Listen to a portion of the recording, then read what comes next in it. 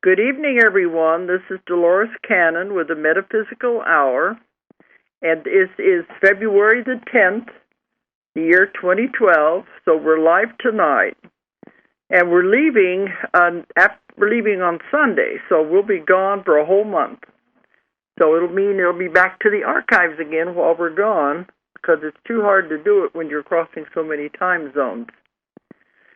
But I think we announced before that next Monday begins that caller. Next Monday, we're starting the class in L.A., and that's going to be a week-long class, but that one is totally full. It's sold out. It's maxed out in L.A. Yeah. People are still... Don't promote it. People are still emailing us and wanting to know if they get... It's busting at the seams. So they get in, and we said we've overdid it. We've maxed that room as much as we can. There's no way to do that. But the next week, what is that, the 19th? It's the next Monday anywhere. We'll be in Kona, in Hawaii, and there's still openings in that class. Yeah. Mm-hmm. If anybody wants to take a vacation in the middle of the winter. Some people have. I have somebody coming in from Germany just to do that, doing the class in Hawaii from Germany. Okay, well, whenever we leave here on Sunday, they said that night we're going to have a big snowstorm here, so we're getting out of here just in time. End up in where it's warm. Yeah. But then after Hawaii, I go on to Shanghai, and that one is being handled by somebody else over there. So Hawaii is still open anyway. Okay, did we hear a beep? Is there somebody on there already? Yes, hello, Dolores. Okay. We can barely hear you. I have a question. Okay. I have a question concerning dreams following a quantum healing session. I'm just wondering if any of your clients have reported back any change to their dream state. And part B to the question is, did the higher conscious explain to you why we dream and the purpose for it? Yes, and when I do my sessions, we always tell the person to expect to have strange dreams, because even when I'm doing my group hypnosis, I tell them, when you do this, you open the door, and the door stays open for at least 3 nights. And so for the next 3 nights after a session, you will have dreams that the subconscious is trying to fill in some more information. And I usually tell the person that, so they'll be expecting it. But I say, remember, dreams are in symbolism. And that means they're very hard to understand, but the information is there. I always tell my clients to write down any dreams they have following the session and try to analyze it, because there is still information coming in. As far as like what the subconscious, you've talked to them before about dreams. That was your other part of her question. Yeah. Was, but did you have a session with one of my students? No, I haven't had a session yet, but I was wanting to know because I've been studying that part of ourselves, the dream state. Yeah. But I haven't completed my session yet. No. That's what I thought you meant, that you had already had the session and were experiencing dreams. It doesn't happen every time, but I tell the client not to be concerned if it does happen, because there's more information coming in. And I had a session about a month ago where somebody wanted to know more about dreams. Some of my clients, I tell them to make a list of questions when they come in for the session of what they want to find out. Some of them come in with a whole lot of pages of dreams, and they want them analyzed. I don't like to do that, because I like to focus more on the person's life and their problems. But when I do have the session and we bring up the dreams, the subconscious always says, seek to understand. It's so simple. And I said, yeah, it's simple to you. It's just complicated to us. So it was a month or more ago, I had a client, and he was wanting to know about dreaming. And the subconscious says, well, do you know that you do go out of your body every night? Do you know that? Hello? I've been reading about that, and I do believe that. Yeah, every single person goes out of their body every night because the body is what gets tired. The soul, the spirit, the real you doesn't get tired. It doesn't need to rest. So we get awful bored sitting around waiting for the body to wake up so it could continue what it's doing. So while the body is asleep, the real you is off having all kinds of adventures. And you go all over the planet to all kinds of places. You go into outer space to other planets. You go to other dimensions. You're having all kinds of adventures. And, because you're always connected to the body by the silver cord, whenever you get ready to come back to wake up, you're like reeled in, just like a fishing reel, and you're reeled back into your body again. And you usually don't remember these journeys unless you remember dreams of flying or dreams of being in unfamiliar places. And some people can train themselves to remember their dreams. But with that in mind, about a month ago, one of my clients wanted to have more information, and the subconscious said, remember the dreams, some of them are from these journeys, and you are going into other dimensions, you're going into parallel realities, you're going into the future, you're going into all kinds of possibilities. That's what makes dreams hard to understand. They're not just relating to the things that happen in this life. Some of them are, but they said they go into all these other things that we're not even aware of, because when you're out of the body, you're traveling to all those places. So they said some of the dreams, that's why they're hard to understand, because they relate to our journeys to other dimensions, parallel realities, and other possibilities and probable realities and futures. And time would really be different if you're moving in and out of dimensions and doing things like that. So I imagine that would do something interesting in a dream as well. Yeah, because time is an illusion anyway, and it's only Earth people that have mankind that has invented time. So that's all mixed up. So that has a lot to do with dreams, and this is what makes it complicated to understand. I think of dreams as being entertainment for the body while the other part's out journeying, and it's just to keep the body entertained. Maybe that way so it doesn't feel left out. Okay. Then it tries to piece it all together, right, but it doesn't know anything. Does that make any sense to you? Yes, it does. Thank you very much. Okay. And I will continue to analyze my dreams, because it seems that the more that I do so, the more they're making sense to me. So it's sort of like something learned. Well, when I studied metaphysics years and years and years ago, we were told to keep a dream journal and to write them down. And for years I kept dream journals, and it was interesting to see, even though they don't make sense, it was interesting stories. So it's very good for you to do that. Keep a dream journal and write your dreams down. Most definitely. Thank you very much. Okay, and I hope you have a good session when you pick someone to go to. Thank you. I will.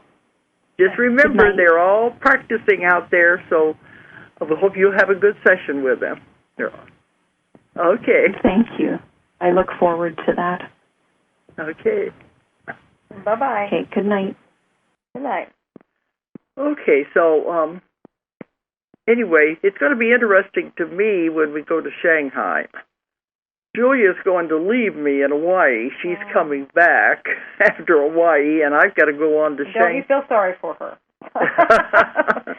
Don't worry, we're not leaving her out there by herself. Well, we like to break the trip up anyway, and that makes it easier. It's one of the longest flights there is otherwise. And if we break it up, we only have to fly from Hawaii. But it's one of our other staff that is at our office in England is going to be coming from that direction and joining up with me in Shanghai. So I won't be alone after I get there. Mm-hmm. But the problem is the language. I think it's going to be like Russia all over again. We'll see. It'll be interesting, but it'll mean the class is going to be with translation, and so that's always interesting because it takes longer, and I hope they don't lose a lot through translation. Right. Okay. But that's what we're going to be doing, so we won't be back. I won't be back anyway until the middle of March. And we'll probably miss the whole winter.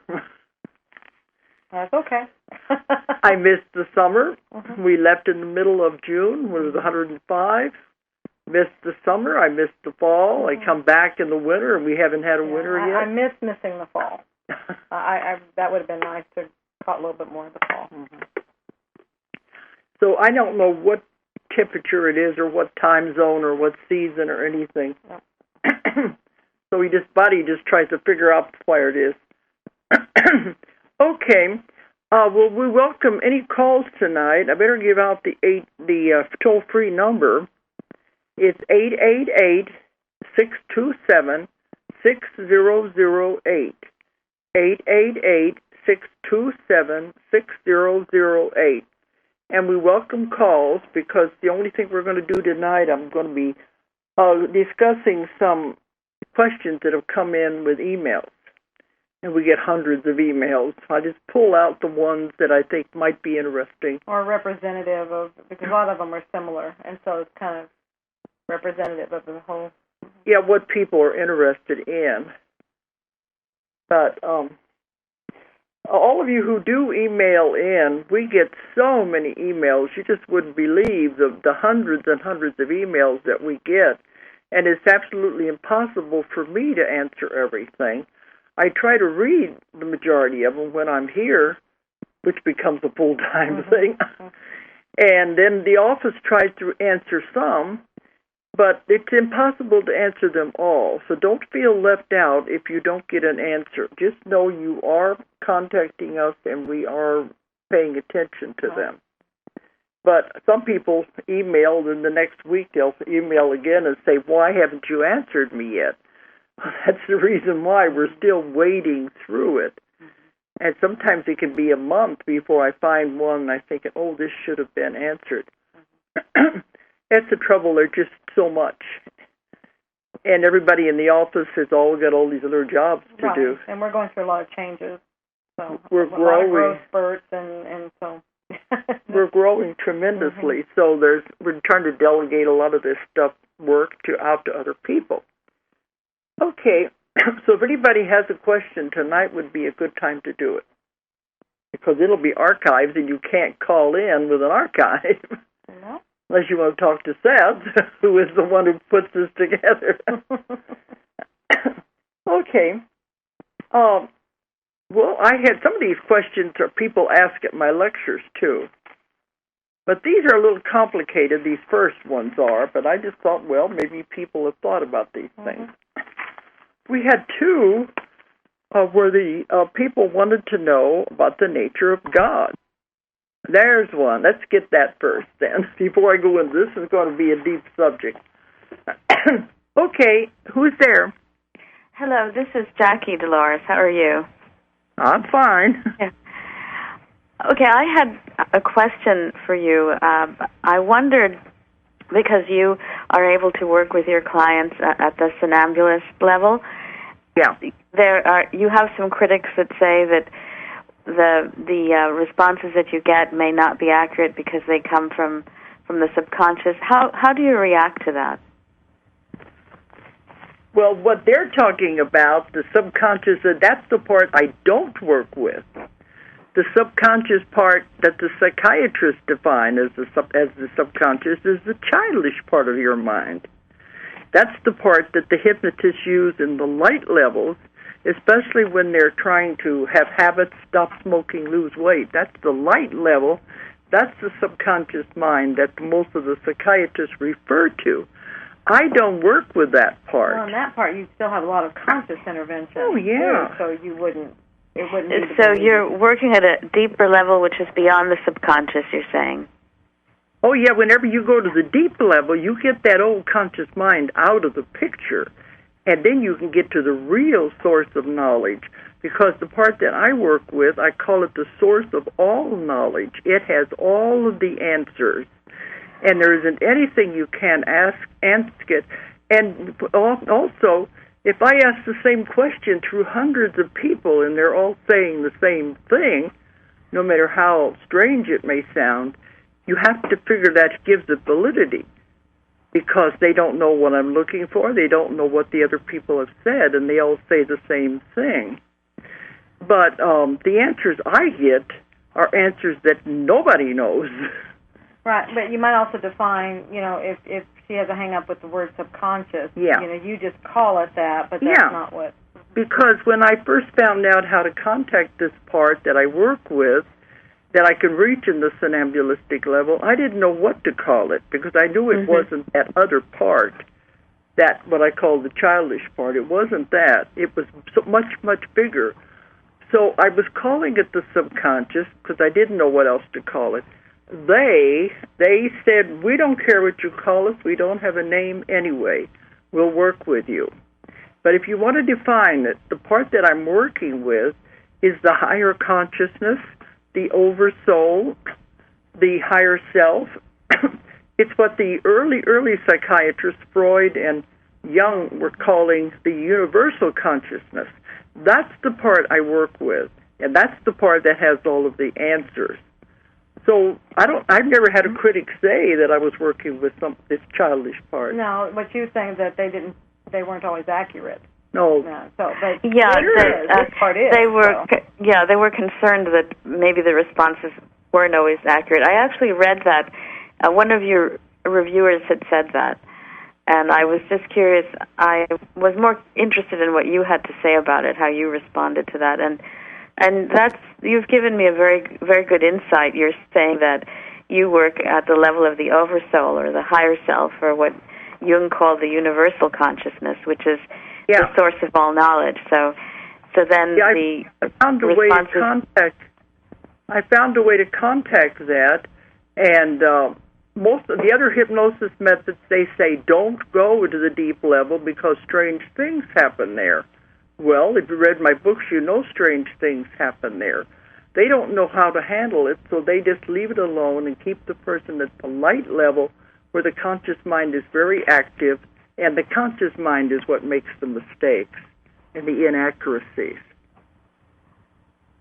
Right. That makes sense. That you were, at first, you had the impression that would be where things might get out of control at that level. But I've also heard it said, I heard it last night, someone commented on your method, and they said that at the light level, damage can be done. They didn't really elaborate on that. I'm not sure that damage can be done at the light level. I don't know what they mean. What do they mean by damage can be done? I'm not sure. It was one of those statements that was made. It was a very general statement, and I'm still pondering it. They would have to say more, because I'm not clear. Well, I know at the lighter levels, they're not going to get enough information. They're not going to get the real accurate information because the conscious mind is in there with its input. They're very much in control. Mm-hmm. The client is. They always say they're worried about losing control during a session. That doesn't happen because they're in more control than they are when they're awake.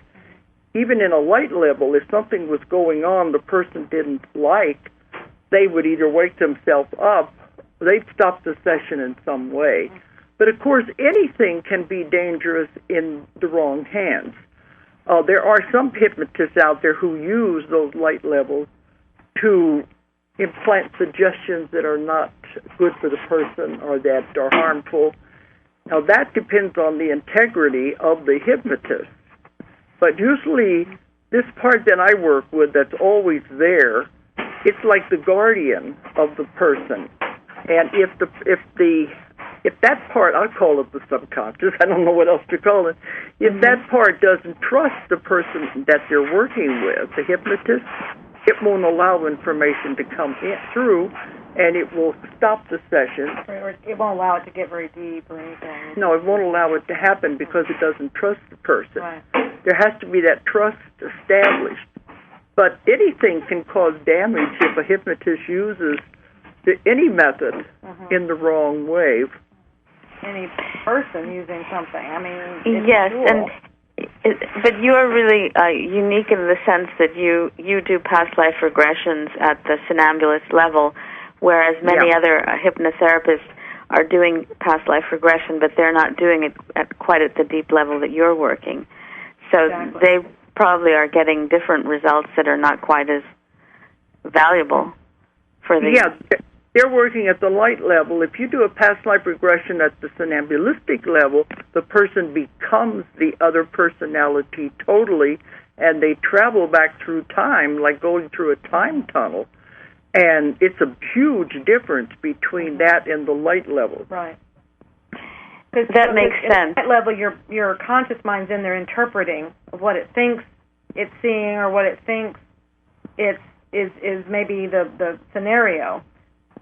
And so that's where you can get inaccuracies because you've got that conscious mind in there. Where the other way, that is a person, and that they know it to be true because they are living it. So. Yeah, anything from this life they wouldn't even recognize in that life at all. I find that interesting when I bring up an object or even a phrase from our time. They don't know what you're talking about because they're actually in that other time totally. But, yeah, that's when I always talk about the conscious mind. When that's in there, it's very active in the light level. So sometimes the person will be thinking, oh, this is silly. What am I saying this for? I'm making it up. Oh, I read this in a book. I saw it in a movie. Jabber, jabber, jabber. That's the conscious mind, and it tries to change what it's seeing. You know, this is not right. I'm making it up. You see the difference in the light level? Yes, I do, because at that level you need more assistance. The person is asked to go through a door and to imagine certain things, but they may not. They need a lot of help to be able to interpret what it is that they see. They need continual, feedback. But at the deeper level, they become that person who they're completely immersed in the past life. Yeah. So it's really quite different. You can't change what they're saying. Sometimes if I'll say something, do you see this or that? And they'll say, oh, no, that's not what I'm seeing. They will not imagine anything, and they won't make anything up at that level. They're extremely accurate. Are you ever concerned, because you do teach such a very unique way of accessing the past lives and getting getting to the source of all knowledge? Are you ever concerned when you train your people, once you cut them loose, that they may not adhere to ethics and integrity in the field? Well, I always hope they are going to stay ethical because, that's one of the things, any kind of a medical field or any kind of work like this, that you do maintain ethics because if you don't, it's going to come back on you anyway. But I have found out that this part that I work with, if you're not going to use it in the right way, it won't cooperate with you and you won't get any results at all. Because if somebody does intend to use it in the wrong way, they won't get good results. It just won't happen. Oh, that's very interesting. In my classes, I always emphasize this, that I've spent almost 40 years developing this technique, and I found all of the, what do you want to call, all the possibilities and probabilities. So I have made so many safeguards in this technique that nothing can go wrong, nothing can happen to the person if you follow what I say. So that's why I'm very stern about that in my classes. If you must do this the way I tell you to do it, nobody will be harmed, nobody will have any ill effects at all. They come out feeling absolutely wonderful. They're healed, and they have all of their problems. They have the answers they need. But if you try to go off and use it for another purpose, it's not going to work. And I've noticed some people too, it's like, because we tell people if you're going to someone, see if they resonate with you, and we've had some people come back, it's like, I don't know what it is about that person, but I don't want anything to do with them. Well, I think that's part of this whole thing that happens from them. It's just they create something, so that people will not be attracted to them to do anything. And, because I say trust your instincts. If you don't feel comfortable with the therapist, then just don't work with them, because you're not going to get results. Right. Because that part that's a guardian will keep you anything from happening. That's not correct. And that's very good to know. Right. Yeah, my job is to protect the person, and so I'm very careful. And I try to train my students this way, but we've trained thousands now. Right. I can just hope that they're doing it correctly. Well, and we're putting in some more levels and certification programs so that we will be able to fine-tune that more, so that we can make sure we'll have a better understanding of what everybody's doing out there, and we can endorse them in a different way with full knowledge of what they're doing. So to be sure they're doing it correctly. Right. Mm-hmm. So we're developing other, like you said, other levels and tests to make sure they are doing. Otherwise, we won't recommend them. Exactly. Yeah. They may take the class, but it's not with our backing. Right. We want to create something where we're backing them, so that people feel good about, who they're going to. Yeah, if they're going to say they're using my technique, I want to make sure they're doing it correctly and safely to help the person. Well, and on that note, because we've had some people who are saying they're using her technique and they're not. They're just writing on that name. And so that's where we want to create something to where you know exactly, if they're on our list, and that's a list that we will be creating. It's not there yet. But if they're on our list, then that means that we are endorsing them. They do know what they're doing. So. And that's very important. You've put so much effort into building in protections and safeguards, as you said, working with the guardian of the mind, that would be a very important step. Right. Well, we just had enough people that we've trained now that it's becoming a necessity. So. To do this. But we're not going to leave them out there to dry. We're going to make sure that this is done correctly. Right. But, like anybody can say they are doing it, and they're not, So I just hope anybody who's looking for one of my students, check them out. Right. Okay. Well, thank you so much for your time, Dolores. I appreciate your responses very much. Okay, and I hope I clarified that about those two parts of the mind there.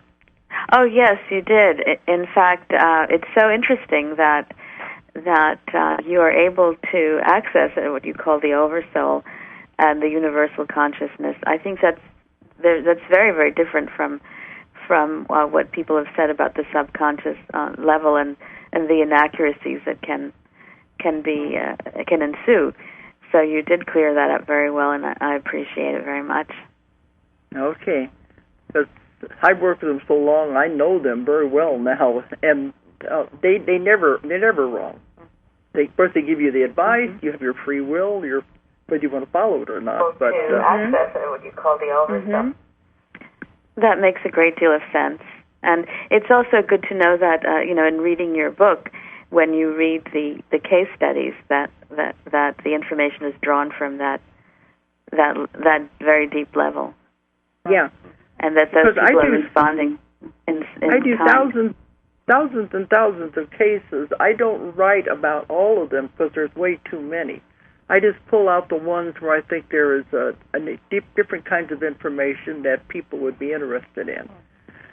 But with so many cases and the subconscious always sounding the same, I know I'm in touch with the same thing all the time. That's right. You have similar experiences being reported to you. Yeah.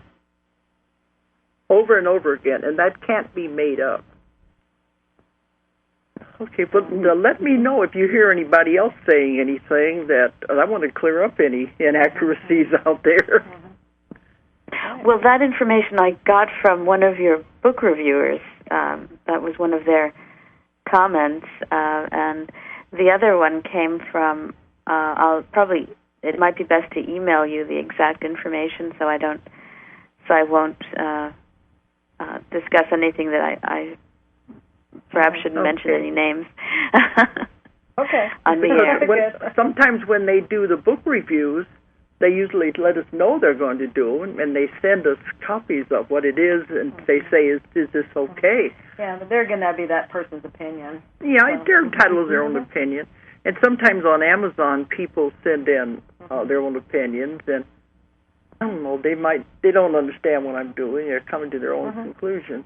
That's okay. Everybody's entitled to their own opinion. Well, so how many people, they read the entire book and they still come back thinking that you're channeling or something. And I'm not. I don't channel. That's what they say. I said, I know I'm not a psychic. I don't channel. I'm just a reporter. But I would appreciate it if you could email me some of those so I would know what's going on out there. I don't know what people are saying. What is the correct email? Oh, decannon@msn.com. msn.com. So it's, you said D like dog, B like boy? No, D like dog, E like Edward, CANNON. Oh, okay, D.E. Cannon. Yes, D.E. Cannon at msn.com. Okay, very good. Thank you. Welcome. Okay. I'll certainly email that to you. All right, I'm always interested. Oh, yeah, it is. It's always interesting to see what the feedback that you're getting.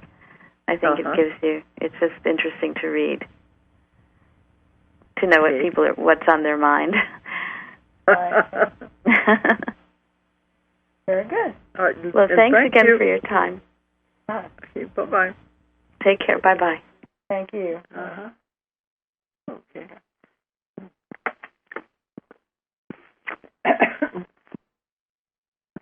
Here's another one. Okay. Well, it's okay if we take calls. And I've got these questions if we need them. Okay, who's there now? Good evening, Mrs. Cannon. Yeah. I'm a big fan of yours. I just registered for your class in July, July 18. In I'm Arkansas. a little, that's right, and I'm a little anxious about that. I can't wait, really. I have a couple of questions. I was going to be a listener today only, but I heard that you're going out of town again, so I figure I just have to call and ask you this because it's very important to me. I have a 10-year-old who has autism, and I wanted to ask you, in all the years that you've worked with regression, what information have you collected on this issue, autism? Well, I have collected a lot, but I will recommend a doctor that we know who works exclusively with autism. I don't want to get into controversy on the radio, but did your son have shots whenever he was little? Actually, yes. Because that was what these doctors that I work with say. It goes back to those shots. Because they have them be, it's not your fault. This is just the way things have happened. But they get these shots when their immune system is it's not developed enough to handle all those chemicals, and this can cause the autism.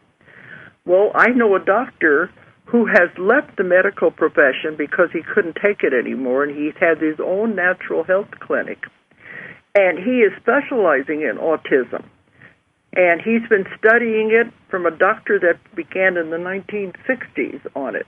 He's been on my show, and I can give you his name. He's located in Tennessee. I don't know if that's close to where you live or not. Yes. Is that around where you live? Yes, I'm in Georgia. Oh, okay. Well, he's in Tennessee, and what he discovered, that it can be cured. Doesn't matter what the doctors say, it can be cured. And the cure is with diet. And you have to take certain things out of the diet. And he said if the parents, mostly is the ones he has to work with, they have to eliminate certain things from the diet, and even one day makes a huge difference if they follow what he tells them to do. So it can be worked with. And this is what he's devoted. He is a natural health clinic, but he's mostly devoted to the autism. So I can give you his name if you want to contact him. Sure. Okay. Dr. Anthony. Anthony? Okay. Chapdelaine. I'll have to spell it for you. Chapdelaine. It's CHAPDELAINE.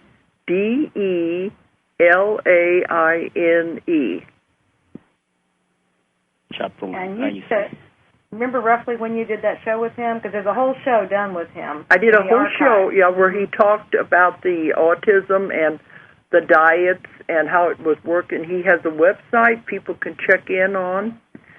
I don't know if he looks him up on the internet. He might be able to find him. Maybe, yeah. I think his clinic is outside of Nashville. How long ago was the interview? Maybe it's been a few years now. I must be about 4 years ago, maybe. 3, 4, something like that. I can look through here while you're talking. She can look at my book. I have my book right here. She can look through it, and we can. I'll give you the exact date here in a minute. Because you have access to the archives, don't you? Yes. Okay, she's going to look through here and see if she can find it. But see, I've had this show since 2005, so it's now 6-7 years. So maybe she can find it in there, and she can tell you. This is very good information. I had a reading because of your program. I get to know Michael Dennis. Yeah. Oh yeah. You interview a few programs ago. Yeah, and because he was highly recommended by you guys. I never done this, but I went to him and had a reading, and one of my questions was about autism, and he pointed out that this is a very special people that come here to help us, and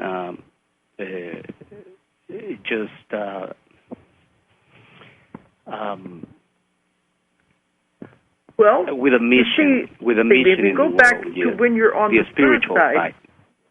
That's right. When you're on the spirit side, before you come into a life, you make your plan of what you hope to accomplish in the next lifetime. And, you make your contracts and with people, what you're going to accomplish, and you also make your plan. And sometimes, nothing is an accident. Part of your plan may be that you decide to develop this problem. And whatever you do, it's part of the contract to see what will I learn from this. Also, what are you learning from having a son like that? Oh, I've learned a lot. My life pretty much changed with my daughter. Actually, it's a little girl. It's a daughter. Okay. It's a daughter. Okay. Yeah, well, you totally see, that's changed. That's the purpose, because even in my classes, I talk about there are more souls in line for the handicapped bodies than there are for the normal bodies. And everybody says, well, what do you mean by that? They said because they found they can repay more karma in a body that has problems than in a normal body. So that's why you shouldn't, you see somebody in a wheelchair or a retarded person or something, that means they chose that to learn from. And they can pay back more karma in one life than it would normally take them 10 lives to pay off. That's right. I heard that before. And I was thinking, and then I should go and try to fix that then. Lately, I think God or the universe or whatever the energy is out there is putting a lot of things in my way for my daughter to get better. It's funny that you mentioned diet, because right now... Look what she is learning, look what you are learning, and look what everybody who comes in contact with her is learning. So it is very valuable. That's why you never look down on these things. They're for a reason. But, like I said, it can be cured. Maybe she doesn't have to have that lesson anymore, and she can move on. Julia has found it here in the book. Yeah, it was show number 61, and it was aired on July 27th of 2007. You want to write it down? In 2007. Yeah, it was July 27th in 2007. It was show number 61. I don't know. I don't remember. I don't think they're numbered in there, but just in case they are, that would be it. So. I think they've got them according to the dates. Yeah, I know the dates are on there. Okay, so It's July 27th, 2007. It's Dr. Anthony Chapdelaine. Chapdelaine, yes. Yeah, I appreciate that information. A lot of information. And one last question, since I'm so anxious about this class coming in July. I really want to get the most out of the class. And I'm an electrical engineer, and you would think that I'm using my left brain more than the other side. But I never taken any hypnosis class or anything like that. But your material is just so interesting. I had to take this class. I think this is one opportunity of a lifetime, and I think this and one other one is going to be only taught in U.S. So I thought this is it. Now my question is there any way that I can prepare just to get the most out of that class? I still have 4 months before that class starts. That's a long time to prepare. But, I really want to get the most out of it. Because we're having this one in L.A., then I think that is the other one is in July. No, then in November. November? Mm-hmm. Okay, so that's the only ones. We're going to have them all over the world, but those are the only ones right here. In the States. Mm-hmm. Uh-huh. But a lot of people tell me, they say, I don't know anything about hypnosis. Can I take the class? Will I be able to learn it? And they're worried about it. But I said, no, the ones who really want to learn, I think they're better at it than the ones who have had hypnosis. Right. We look for that passion factor, which I can hear in your voice. People, the passion after this work and to help people. And if you've got that, then everything else will fall into place. She teaches you everything you need to know to do her technique. And so you don't have to be concerned about that. The most we might do to help you prepare is, and it sounds like you're already doing that, and that's reading some of her books. So probably the best ones to actually prepare you for some of this. People have said that Between Death and Life and 5 Lives Remembered are excellent to prepare you for kind of the general process. Now, some of the 5 Lives layout Remembered. material, the I didn't know about books, that one. But, But, you just read some of her books, you'll have a better understanding of her, which is about the best preparation you can have. So. Excellent. But I go into a lot of detail. Yeah. I go into a lot of detail to make sure everybody understands exactly how to do this. And then, as we said earlier, we don't leave you out there by yourself. We have a support group, too, because that way the people, they're having problems, they make mistakes, so they don't know how to do it. Or you're second-guessing yourself, usually, is what everybody's doing. Yeah, they say it's not working or something, they're freaking doing it wrong. Well, they can email, and the other students can give them help and answers, and if they can't help give you the answers, we do in the office. So we have a very active support group to help anybody who has taken the class. Right. Excellent. And then we're starting up, and that's what we're saying. We're starting a mentoring. For some time, I thought about taking my daughter to you for a regression, but then I learned that you don't do regression on children. What's the age limit on that? I don't like to work on anyone younger than 16 or 17, and some 16-year-olds are too young, because I don't want, my job is to protect people, and I don't want to do anything that's going to upset them, because some kids are not ready to go into past lives. Then sometimes they say, oh, yes, my child is ready and all of that, but then, they might have problems with the other ones in school or something if they say something and they ridicule them. So I'm very protective. But I don't think we have as good of results in a child as we do when they begin to get older. But I have been able to... Especially if they have autism, right? Well, absolutely. But, like she's getting ready to tell you, there is something else she can do. Yeah, we have found another way of doing this, and usually I don't bring this up until the advanced class, but we found ways to work like a surrogate, to work through somebody else, especially if it's somebody close, like a parent. They'll come to me and they say, my child has problems. We can work through the parent, and we've had excellent results that way. So there is a way to do it. But these are all things that I've discovered in these years of doing this. And when are you going to be back in town in order to do that? if I choose to. Bear in mind, her waiting list is 2 years long. This is why I have to give my classes. So the class is my best shot. Yeah, because that's why I have to give the classes. There's so many people that want help, and I can't see everybody. And we're packed. Every time I am home, it's all booked in around my travels. Right. And, we're already booking for this year. Mm-hmm. So it would be very hard to get in, and I'm sorry about that. But I think Dr. Chamberlain would help you with in the immediate, and then you can get more answers whenever you get to the class. Actually, I have another doctor that thinks the same. That diet is the answer, and he's going to work at the DNA level. So, well, a few years ago, there was some movie star. Yeah, it was. Who that was? This movie star was going all over the United States lecturing because her son, Jenny McCarthy.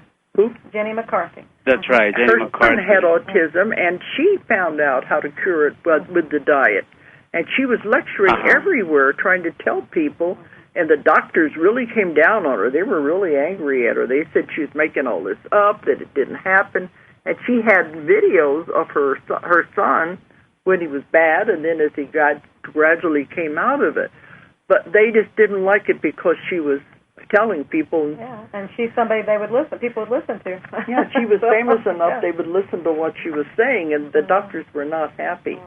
But I kept watching that. Yeah, that's the same thing that Dr. Chamberlain tells people. It's the diet. That's right. Well, thank you very much to you, Mrs. Cannon and Julia. You guys, you are doing a great job, and just keep it up. Thank you very much. What was your name again? My name is Miguel.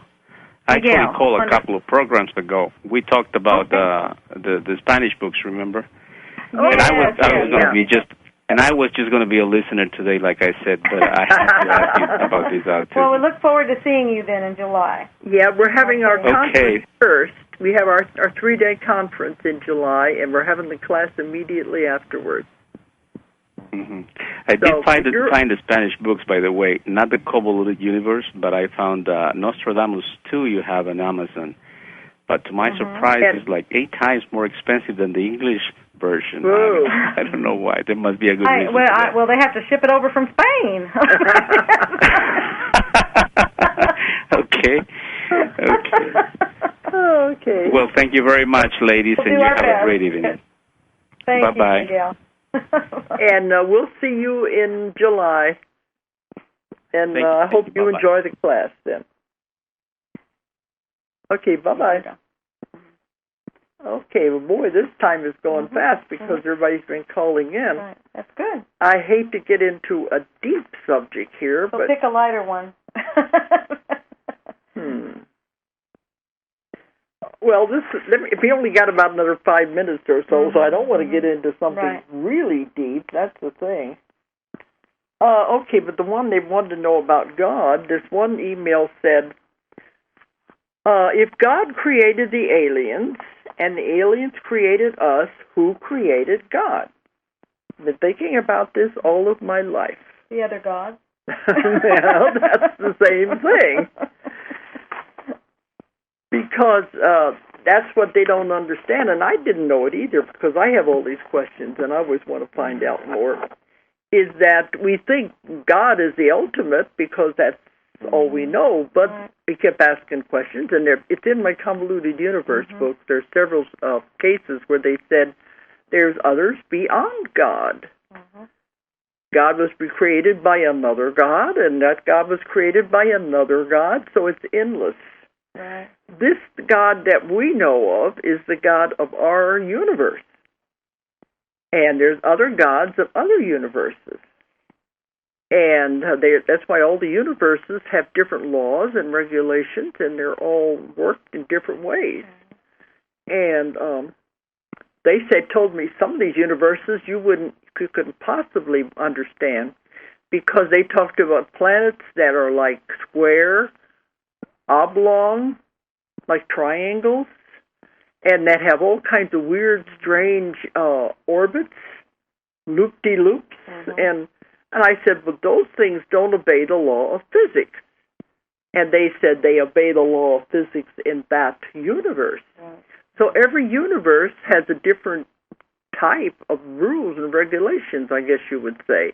And it doesn't make sense to us because it's not what we know. We know the rules in this universe. But so all of these different universes, and there are countless ones. I was surprised when the first time I ever heard the word universes. I thought there was just the universe, and that was it. But in my early days of my work, I found out there's more than one. Now I know there's countless universes, and each one has different rules and regulations. Each one has their own God. Then you have other gods over all of that. So it's an endless thing. And how big is big? And when you keep talking about those universes within the fibers of the rug, that's giving you an indication of, well, somebody made the rug. Somebody made, just like it keeps going bigger, and it gives you an idea of how the thing moves out. So yeah, that's why I tell people within your body you have a universe, an entire universe within your body, all the cells and all the organs. That's why you can talk to your body and have healing, because it listens to you. You are the voice of God when you talk to the universe within your body. So I don't think we have gotten away from the primary idea that there is just one God. And that may sound sacrilegious to some of you, but it just means that this is much, much bigger than you could possibly imagine. Yeah. But if you think of God, then you are the God of your body. That's right, which we are. And that's universe. And how do we know we are? Our planet is not a cell in a body. Well, and we are a cell on this planet. I mean, really. Yeah. Some of us are cancerous, and some of us are, a healthy cell. Oh, yeah. But we've heard that. The planet, see, that's moving it up step by step. So. Yeah, how do we know we are not a cell in a body, and all the space out there, and all the stars and everything are other cells in a body? Because I'm always telling people we are cells in the body of God. Right. So it can really bend your mind. It can really make you think, because this is what my books are about. I said for people who want their minds bent like pretzels, throw out an idea that makes you think. I don't know if it's true or not, but at least it makes you think. And whenever they bring up these things in my sessions, I know they're coming from somewhere. And it's real, it's true, it's just that we have not considered those things before. They said we don't even have a fraction of an idea of what it's really all about. That we can't possibly know at all, not while we're in a human body. It's impossible. So we can just know the little bits and pieces that we're allowed to have access to. But it's actually so big and so wonderful that there's no way you could know it all. Well, I know sometimes I've been given, you get little glimpses of something, and you can tell your mind is really having a problem with it because it's asking a lot of your mind. You really have to open it, and it does. It has problems with that, and so that's why it comes back into something that's narrower that it can deal with. The ones I work with have said it's not the brain, it's the mind. That the mind does not have any concepts to explain it all. It's impossible for the mind to have the concepts while you're in a human body. And so they do the best they can to explain things and keep it simple. I tell them, give me analogies, give me pictures, explanations. That's the best way to explain things. That's what I write about. But the human mind cannot know it all because it doesn't have the concepts. And I had somebody at one of my classes said, oh, but I want to know it all. And I said, sorry, you're not ever going to know it all as long as you're in a human body. Of course, when you get out of the human body, then it's all clear. But Grant, I've noticed that I have more concepts now than I had, say, 5 years ago, 10 years ago. So we evolve, yes. But we never will get to the point where we can have all of the concepts. That the mind can't do that. But we definitely have more than we had even yesterday. That's what's happening now. Everything is speeded up and it's evolving. Well, I've grown. Mm-hmm. What I'm getting now, I could never have understood 20, 30 years ago in the beginning of my work, because we're only given just as much as we can handle. They're very kind that way. Otherwise, you'd be totally overwhelmed, and you wouldn't understand it. You'd throw it away. So they give you little bits and pieces, little crumbs, I say, little spoonful. Here, digest this. Then, after you've digested that, we'll give you a little more, and a little more, till finally you get to the point that you don't realize how much you've learned and how much you've changed. Yeah, until you look back, how you looked at things before. Yeah, way back then. Some of my books, people say they want to read them in the order they were written. And in the beginning, of course, I did believe differently. I didn't have all these concepts. And they'll ask me at a lecture sometimes, why did you say this in this book, and now you're saying this? That's because that was the way I thought at that time. And my thought process has changed. So it's not that it was wrong, it's just that that's our concept. And our concepts change as we grow.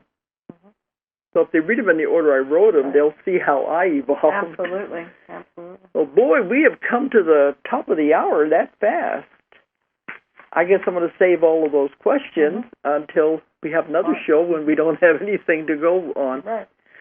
Well, as I said, we'll be back the middle of March, and until then, it'll be archive shows, and we're going to get out of here before the cold weather hits. Oh, the cold weather's here, just the snow. We'll be out before the snow. It will be out before the snow. Okay. But anyway, I appreciate everybody listening tonight. So everybody have a good life, and I'll be talking to you live in another month. And thank you for those that have called in. Yes, it was very enlightening. It was very good.